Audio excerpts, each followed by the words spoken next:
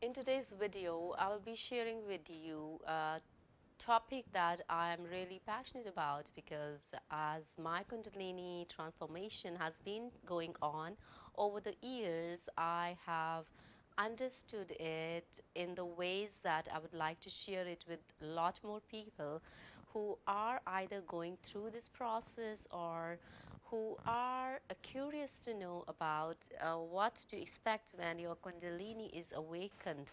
And this is the topic today we're going to talk about is ego death. What is the relationship of Kundalini awakening with ego death? How Kundalini awakening is going to lead you through the ego death. And I say lead you through the ego death, that means like you have no choice. It doesn't leave you with any choice on this path. Once it is activated within your system and it rises through your chakras and goes to your nervous system in your brain, then there is no more choices you're left with because it is rapidly changing here your system, your perspectives, your reality, and your constructs around reality. So, when this is happening, when the Kundalini shoots to your upper chakra, the higher chakra, the last chakra, then it is breaking down your old structures. So what happens when it's breaking down your old structures? I want to specify what do I mean by the old structures. Old structures, they come in different packages. They come in the form of your belief systems, your core beliefs, your values, and what you learned as you were growing up in the process through your society, through the cultural conditioning. So it is doing the job here as your brain centers are activated. So it activates your brain centers, those brain centers that were dormant earlier on. So there's some rapid changes going on when it is activated through you. And in this rapid process of change, you will slow down. Your entire system is kind of going to slow down. You are going to become as slow as a snail in the process. I remember when this experience occurred in my consciousness in the year 2005. I was living a normal average life, but after that my life was kind of going haywire. There were no averages in that. Sometimes the energy levels will go down, dip down so much that I will think like I need to be hospitalized because my system was undergoing so much aches and pains, and I was kind of drenched of all my normal energy, that normal Kundalini energy that each one of us is using in our daily activities, go to school, university, to market, to shop, have excitement around going and mingling with your friends, relatives. All that begins to die off when this process is tearing down your old conditioning and your old belief systems. So that is when your ego death is happening. So when that is happening, you will be very confused, you will be very scared, you will not understand what is happening to you because you are losing control of everything that your ego believed to be in control of earlier on. So but if you are aware and if you are watching this video, then this will make you more educated around this process. And when you go through the sequence of this energy rising through the system, you will have better tools, you will have better understanding of how to deal with it. So when it happened to me, my first experience of severe ego death, in that I remember not going out even for months along. I when I would go out, I would feel like having kind of those experiences, and certain times you will feel that, oh, I will forget, where I have to go, I'll forget the address of my home. So when the rapid changes are happening in your brain, it is like you're not able to make sense. Sometimes your perception of left and right is kind of disintegrated when this is happening. But worry not, because everything comes back with more clarity, with more health, with more integrity afterwards, after this process has done its work. So The question is why this ego death is happening in our system when the Kundalini rises through our system. It has a purpose in doing that. Kundalini energy wants to purify us, it wants to purify all our energy channels, all our chakras from bottom to top. Because as we grew up, since we took birth, all our channels have been conditioned as per the rules and regulations of the conventions of society, of tradition, of superstitious beliefs. So, this energy wants to purge you of any kind of superstition and social conditioning so that you can get back into your essence, into your core. And that process is very beautiful because once all that chaos, all the disintegration has converted after you have surrendered to Kundalini and you have cooperated with Kundalini and you have surrendered to the chaos, that earthquakeish chaos that is happening in your internal being, in your psyche, in your body, in your mind, in your spirit, everywhere. So, like, you're not able to make sense, you know. But once you have surrendered fully to this energy and you have accepted it as your teacher, as your mother, as your father, as your lover, as your friend, as everything, then it begins to do its work through you, and you're able to let go of that fear and chaos in your system, and you're able to accept the changes that are taking place in your system. And when that happens, because that is the most challenging thing to happen in your system, because ego is fear based. So, when your ego is having the danger of getting collapsed, a lot of fear rises to the surface. A lot of fear, tons of fear will rise to the surface in the different areas of your life. But you have to stay alert, you have to stay aware, and you have to take care of yourself in those times. You have to give yourself a great deal of rest, care, and know the strategies and tools that would allow you to stay grounded.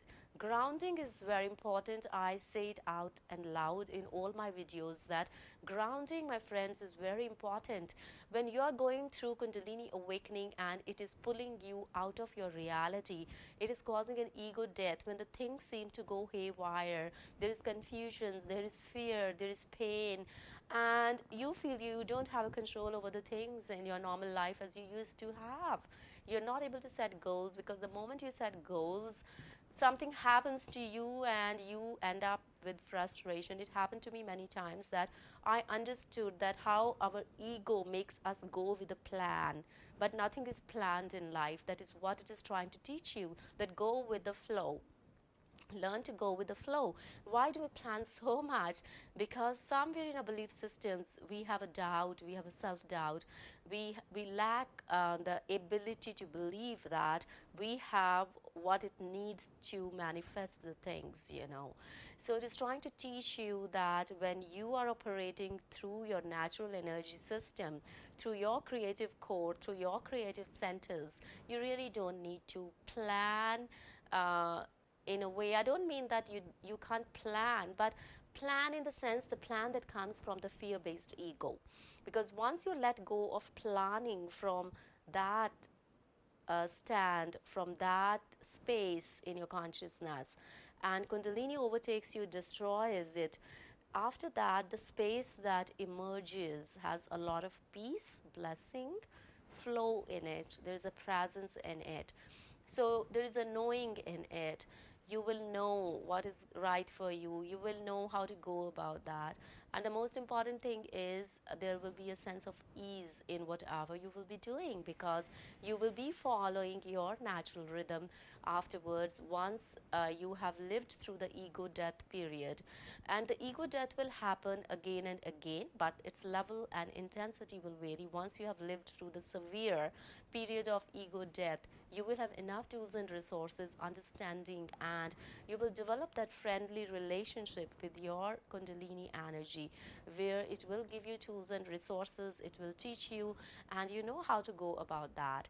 So that confusion will fly off your consciousness, the fear will fly off your consciousness, the chaos will fly off your consciousness, so that you will be more in touch with your core of natural Kundalini process, which the purpose of which is to bring you towards total peace, bliss, and put you in that space of your consciousness where you become a giver. You're able to go in your creative space, you're able to create something that could be useful to you or to others around you. So ego death is not an easy process, I understand that. So I would tell all of those who are going through ego death that take care of yourself in that time. Surrender, surrender, surrender. Surrender is the key, and faith is the key, because you won't be able to surrender if you do not have that faith in that energy. And when I say faith in the energy, it comes from your knowing that you share a connection with that energy. So when I was in the initial stages, I have experienced a lot of fear, a lot of chaos, and it was only when I began to accept all the changes that were going through me, and I began to bow down to that energy. I began to accept that energy, and I began to um, look to the energy for guidance. I began to get all kinds of guidance that proved to be very useful for me, and it would help me. For my Kundalini awakening, I think I was destined not to have any guru in my process, because I tried hard to figure out people around me if there was somebody who could help me, but I couldn't find anybody in those times. So my gurus were all those people I could find on internet who were going through Kundalini experiences. So I did my research, learned through it, and connected with my guidance once I got a validation that I was going through the Kundalini symptoms. And after that, it is all about integration. Once you have completed the initial phases of Kundalini awakening, a lot of clearance has taken place in your system. Now, from my experience, I don't understand how it works when people go to Kundalini yoga and they say that we will clear your chakras. I don't think so that anybody can clear your chakras on the permanent basis, because there's a lot of karma accumulation. There are seeds of karma in your chakra, which is your responsibility, and it is your evolutionary process. So nobody can do anything for you. Sometimes even if you have a guru, but if your karmic energy storage is negative to negative, then nobody will be able to help you. You have to help your own self. So you have to really take good care of yourself, and you have to take responsibility for your process. And your higher guru has already been awakened in you. That is your Kundalini mother and father. So if you can integrate that energy in your system, if you can connect with that integration, that is called self-integration. So in self-integration, Kundalini is walking you through the different phases so that you can take responsibility for your healing, you can take responsibility for your clearance of your own negative patterns. So nobody is going to clear your negative vibes or your negative behaviors for you. You got to do it yourself. And ego death is trying to teach you that when ego death is happening, your fear-based ego rises to the surface, and all your old structures, all your old fears, all your old defenses that were built to keep the fear suppressed in your unconscious. So all those defense mechanisms actually are breaking down. So Kundalini energy is breaking down your defense mechanisms that your ego was feeding upon. So now you have to hunt and search for the new ways to reconstruct your reality that is more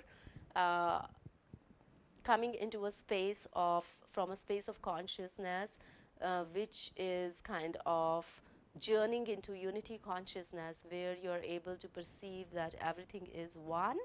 And when everything is one, your ego cannot stand, because unity consciousness is not ego consciousness. They cannot happen at the same time. So once your ego consciousness is dead, the unity consciousness emerges, and the unity consciousness is a beautiful consciousness, because the unity consciousness is teaching you about the oneness of everything, even all the different religions, all different paths, all different prayers, all different meditations. They come around into the same wholeness.